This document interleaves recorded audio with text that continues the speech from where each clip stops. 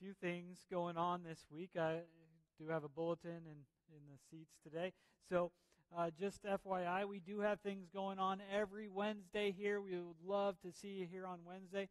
The next 4 weeks, we're going to be doing a special series on community and outreach and networking. So we would love to see you here on Wednesday nights to talk a little bit more about that, just to continue to develop, to see the type of people that we are and how we want to get involved in the community around here. So that's Wednesday nights at 7, and that'll be mostly through the rest of May, 1st, 8th, and 15th, and 22nd.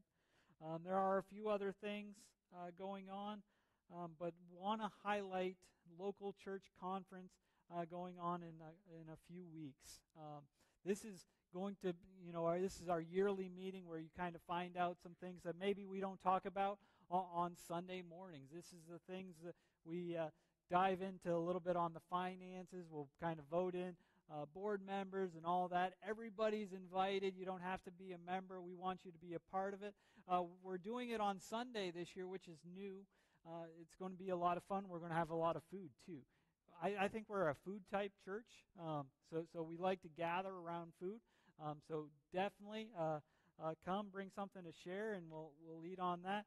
And we'll also take part in some food, but talking about the kind of the business side of the church. Also looking at the future and what we desire to be as a community.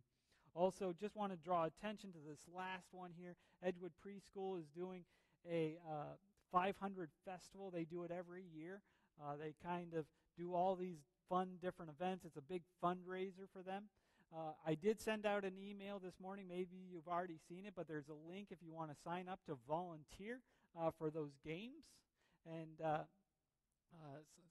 just a way to support the preschool. It's fun little games like Plinko and like the duck where you turn over and you find a number or something like that. All those different games. So you can bring your kids. Also just to come and support them. They have an auction, online auction, and different things that they raffle and all that stuff, all kinds of stuff. So it'll be fun this coming Saturday. Wanted you to know about that. With that, we're going to turn into the message today.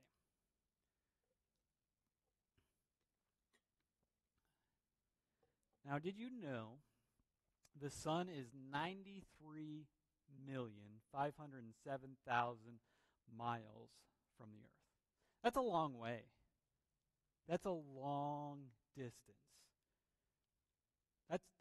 Takes a long time to travel, I don't know what the speed limit is, but going 60 miles an hour, it'll take a long time to get there, right? Now, it's amazing to think that you can actually see 93 million miles away, too.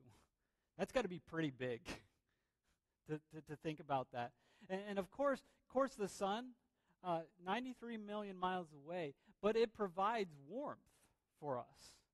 We can feel the sun, especially today. You can feel the sun today. It also provides light. Every day, whether it's cloudy or what, it lightens up. You can actually see because of the sun. Now, it's perfectly placed at this distance because if we were a few inches even closer, we would burn up. If we were a few inches further away, we'd freeze up. Like, you can't get any more plain than what God did with putting us the distance away from the sun that he did. Did you also know that the moon is 238,900 miles away from the earth? That's pretty far, too. Now, the moon does not have any power on its own. It's basically a big rock. But it does have the ability to reflect the sun at night. And what we see of the moon is the reflection of the sun. It's the power of the sun that gives us the reflection of that. Now, the sun is 400 times the size of the moon. It's a lot bigger. Now, if you look at this picture, there's the the earth, which you see that black dot there, and then you see this little dot of the moon. That is the size of the moon if it were right beside the sun. Just amazing. It's also 400 times the distance away from the earth than the moon. So it's like God had a plan, right? When he did all these things, when he orchestrated how he put it in. Now, every now and then, the moon takes a little bit of attention away from the sun. A few weeks ago, it did that. It's called the solar eclipse. Now, the thing is, it's interesting that they use the word solar and not moon, right? Like, the moon is basically in the way of the sun. And a few weeks ago, we had this opportunity to see what happened. Did you realize that 125,000 people, estimated, came to Indianapolis to see it? Now, honestly, people were saying the roads were going to be so busy and all that, and I didn't see anything. Like, it was just a normal day on the south side. But if you go to the Speedway, it was a different sight. There was 50,000 people up there. That's a lot of people. So a lot of the majority of the people went up to the Speedway or different bigger sites around the city. Now, my hometown, Holton, Maine, had 20,000 visitors. I know that's a lot less than in Indianapolis, but you have to understand that Holton, Maine is 5,000 people. So it was basically four times the size of Holton that came to Holton, Maine. What would happen if 4 times the amount of people came to Indianapolis?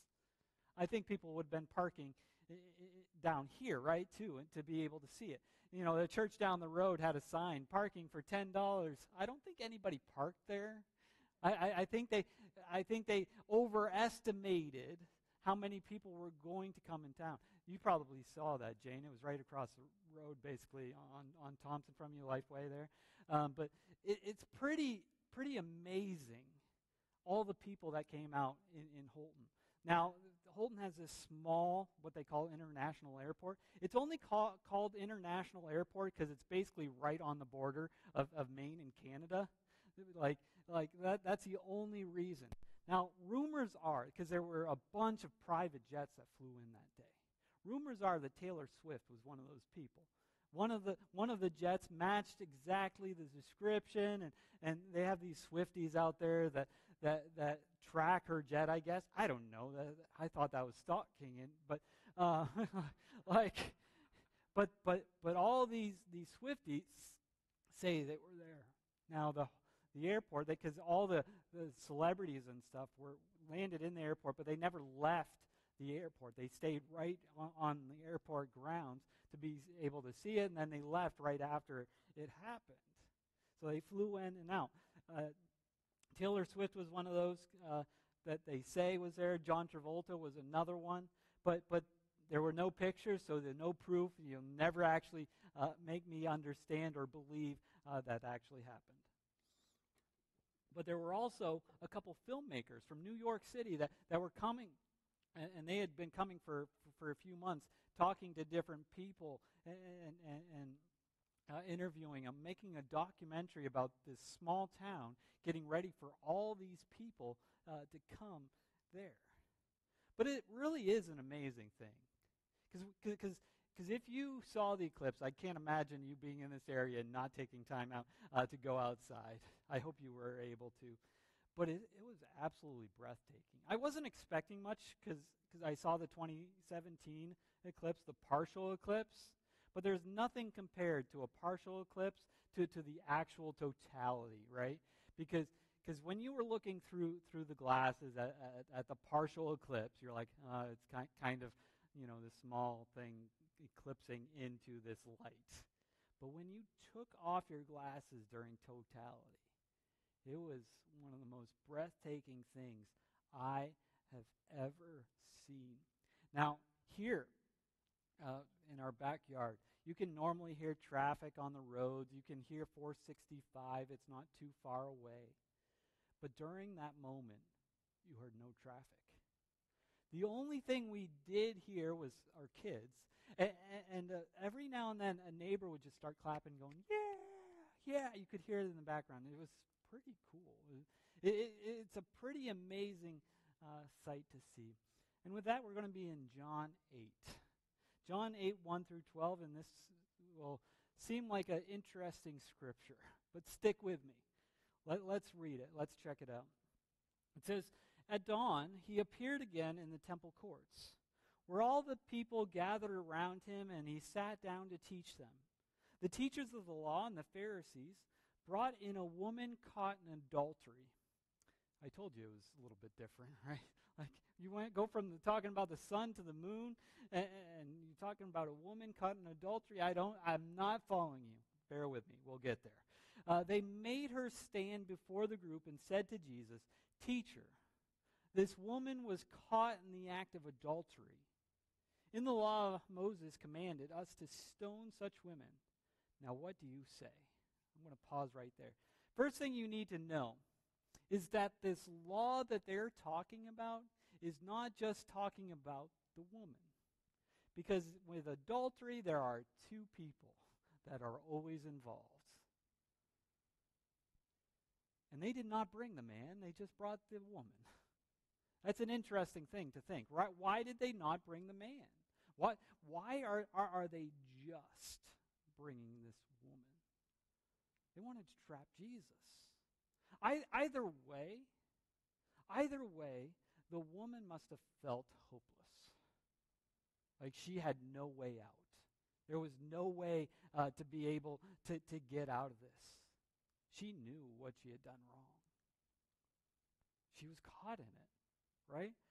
And she was probably preparing herself to die.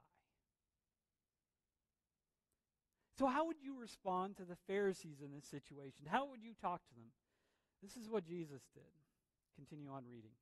"But Jesus bent down and started to write on the ground with his finger." Not the thing that I would think of doing. I don't write on the ground very often. But when they kept on questioning him, he straightened up and said to them, "Let any one of you who is without sin be the first to throw a stone at her." Again, he stooped down and wrote on the ground. I guess he likes to write on the ground. But during this time, Jesus is slow. He's calm. He's smart. He's methodical. He's not rash at all. No quick moves. No quick decisions. He's taking his time to reply. Which I think taking time to reply is always a good thing. We don't always have to respond exactly when someone asks a question. It's okay to take a little moment. And he turns it back on them. I love Jesus in so many ways, but I love that in fact a lot of times he answers a question with a question. And he says basically, "Are any of you without sin? Let any one of you who is without sin be the first to throw a stone at her." Right? You can throw a stone if you are in this situation. Verse 9, he says, "At this, those who had heard began to go away one at a time, the older ones first." I love that. Older ones first, right? They had been through it. They were a little wiser. They knew. They had started walking away. Until only Jesus was left, with the woman still standing there. Jesus straightened up and asked her, "Woman, where are they? Has no one condemned you?" Right? No accusers remained. It was just Jesus and her. No witnesses, no one else. Just them. One-on-one conversation. Jesus had literally just saved her life, rescued her from death. And she responds, "No one, sir." "Then neither do I condemn you," Jesus declared. "Go now and leave your life of sin." Right? The only person without sin was the one that did not have the stone. And he's like, "Neither do I condemn you." But he says, go now and leave your life of sin. He's basically saying, I want to give you some good news. Don't accept this hope of new life without understanding that there is still work to happen. Some changes need to be made, some transformation. I'm not sure what this woman's life was like before, because they don't really share with us a lot about her. Like, they don't give us her name. They don't give us her background. They don't even talk about her future. We just know this moment of this story. And Jesus is trying to give her some hope. I'm not sure what it was like, but can you imagine being this woman who was caught in this act? He's like, neither do I condemn you. It wasn't that he was looking the other way. He was staying in this moment, saying, something needs to change. Jesus still has one more thing to say, though. In a lot of your Bibles, there's this kind of separation. There's a new title. And I know it's a kind of a different story, but I feel like they kind of should flow together in this. The story is not over, and it says, when Jesus spoke again to the people, he said, I am the light of the world. Whoever follows me will never walk in darkness, but will have the light of life. And I know he's speaking to some new people, but I almost feel like that woman is there too. This is the second I am statement that Jesus makes. Last week we discussed, I am the bread of life. And this week it's, I am the light of the world. Jesus is basically using, John's using these stories to tell who Jesus is, the character of who he is. And today he's saying, I am the light of the world. And no one knew this, I think, more than the woman caught in adultery. Because she must have been in a really dark place. She had been dragged out into the public, to the temple place, and she's brought to him in front of everybody, in the light of day, right? Although her moment was probably pretty dark, pretty shameful, pretty guilty. Her sins were thrown out there for everyone to see. And the Pharisees were using her to trap Jesus. They did not care about her at all. They could care less. It was just some throwaway girl they did not care about. And they were using it to get to Jesus. Can you imagine? But Jesus saw right through them. He saw more than this sinner, this woman who was caught in adultery. He saw a human being, a woman made in the image of God. We do not know what led her to this moment. We do not know why she committed adultery. We do not know what happened after this moment. But Jesus addressed this moment very delicately with love and compassion for who she is, for who she was. He didn't point fingers. At this moment, Jesus was the light in a dark place. And he didn't pick up a rock. He didn't pick up a stone. He did not condemn the woman or even the Pharisees. Did you know that? He didn't even condemn the Pharisees. But he did not ignore the situation, right?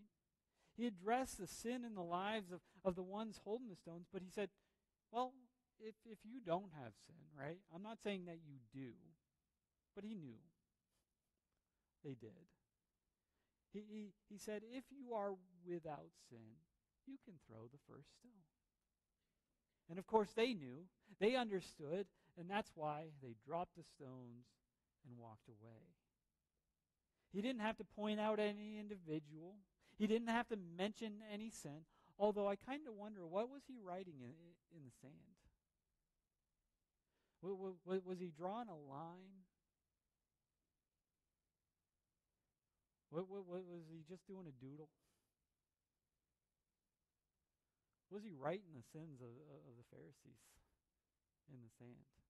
I've heard some people talk about that possibility. We have no idea. But it's interesting to think about, what was he writing in the sand?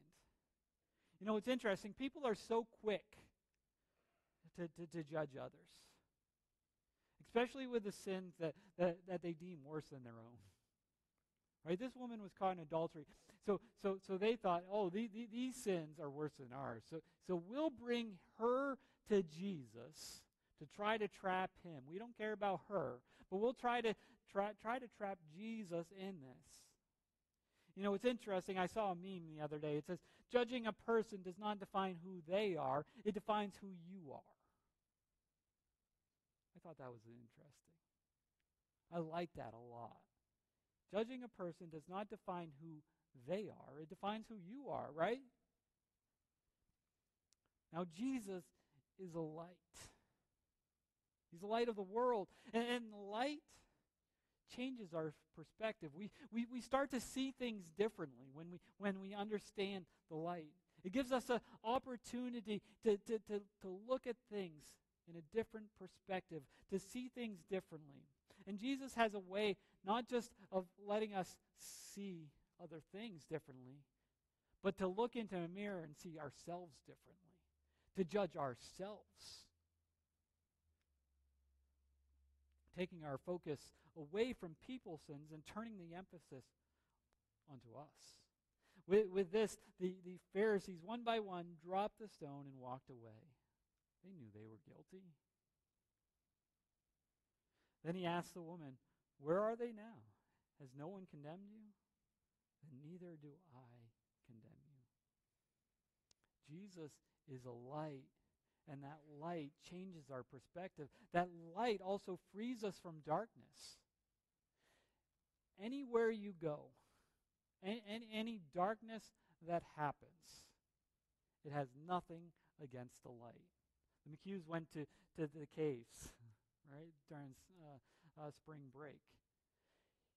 At some point during the tour, I did not talk to you about this, Luke, but I'm guessing they shut off all the lights, and how dark it was in those caves. No light was able to be seen. But if you turned on one light, it adds a crazy amount of difference. No darkness can hold up against any light. It doesn't matter how small the light is. Even if it's just a small candle, it can provide so much light to just even a big space. It must have lifted a lot of weight off this woman. Because we know that living in the dark, living in darkness, hiding your sin is heavy. It's a weight that no one can bear on their own. And we shouldn't have to. Trying to keep your sin a secret will weigh you down and only keep you in more darkness. Guilt and shame can be really, really heavy. We've all been impacted by sin, the sin that we have done, and the sin that's been done to us. The sin that is directly done to us or indirectly to us. The sins that are happening in our community can impact us. The sins that are going on in our world can impact us. And the light frees us from that darkness. And Jesus is that light. And that light also reveals the truth. It helps us to see who God created us to be, right, in His image. And that we can actually leave that life of sin. That this is what led him to say, "Go now and leave. Leave your life of sin." You don't have to live this way. You don't have to be in this trap. You can be free from this darkness. She knew her life was not in the right place. She knew what she was doing was wrong. He didn't need to tell her that. And I'm sure it was very overwhelming for her. Her life, though, was unraveling, and there is basically hitting bottom right in front of everybody for the world to see. It was public, and the people now knew her sin if they didn't already. But now she has been shown the light. She knows who Jesus is. Jesus has shown her a new perspective, to see things differently. He has shown her how she can have freedom from this darkness. She has seen how Jesus is the truth. And this is when Jesus, in verse 12 says, when Jesus spoke again to the people, he said, I am the light of the world. Whoever follows me will never walk in darkness, but will have the light of life. And I hope this woman heard him say that. I really do. But we don't know the rest of the story. We don't know if she heard him say this. We don't know if she left her life of sin. We don't know. We don't know if her life was transformed. But we do know that many lives have been transformed because of this same light. Even King David talked about this light in chapter 27 of Psalm, verse 1. It says, the Lord is my light and my salvation. That's good, right? It gets a little bit deeper. The light and my salvation. That's what Jesus was talking about when he says the light of the world will never walk in darkness. And David, let's understand, when we read Psalms, we see some of the highest highs and the lowest lows. Some people say if King David were able to be diagnosed today that he would be bipolar. Like he was all over the map. He might be depressed. I don't know. I can't say that for sure. We don't know that. But can you imagine if you read through the Psalms, it's all over the place. Isaiah 60, verse 19 says, the Lord will be your everlasting light. Not just right now, but for eternity. I'm not just going to be the light of the world now, but I'm going to be the light of the world forever. Jesus is saying that, right? John 12:46, right? John, of all the Gospels, I love how he writes, because he's the one that talks about Jesus being the light the most. He talks about it in his gospel. He also talks about it in 1st, 2nd, and 3rd John being the light. He writes about it all over the place. And he says, I have come into the world as a light so that no one who believes in me should stay in darkness. So if you believe in Jesus, you have a light. You don't have to stay in darkness. And Jesus confirms this, right? You don't have to walk in darkness. You have the light of life. You can live in a whole new way. Jesus is the light of the world. Jesus brings life and hope, and he brought it to this woman who was in probably the darkest moment of her life. And the world needs to see it. And we need to help the world see it. The interesting thing, we're a little bit more like the moon. We have no power on our own. We are basically a rock. But what that rock does is reflect the sun. And if we can reflect the sun half as well as the moon reflecting the sun to the earth for light in the dark, then people will see the light of Jesus through us. And we could not do that on our own, but we have the ability to reflect the light of the world to the world. What an amazing responsibility. So this week, let's reflect Christ in everything that we do, to love, live, and serve like Jesus. I'm going to ask the worship team to come forward. As they do, I'll close in prayer. Lord, You are so good. You are so awesome and powerful and mighty. You are the light, and you give hope. We need that hope. We need that strength in our lives. We need to know that the darkness will not always be there. That you are the light and you are always with us. So when there is light in us, we will never be in the dark. We need you, Jesus. We love you. We praise you in your name. Amen. Stand as we sing together and close in our time this morning.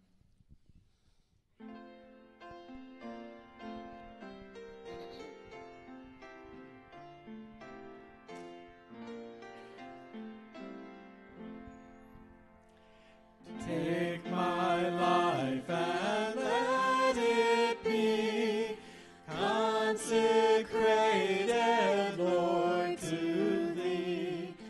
Take my moments and my days, let them flow in ceaseless praise. Let them flow in ceaseless praise. Take my will and make it Thine. It shall be no longer mine. Take my heart, it is Thine own. It shall be Thy royal throne. It shall be Thy royal throne. With that, go. Go into the world. Go love people like Jesus. Go live like Jesus. Go serve like Jesus, because the world needs it. Go reflect that. Have a great week, guys. Love you all.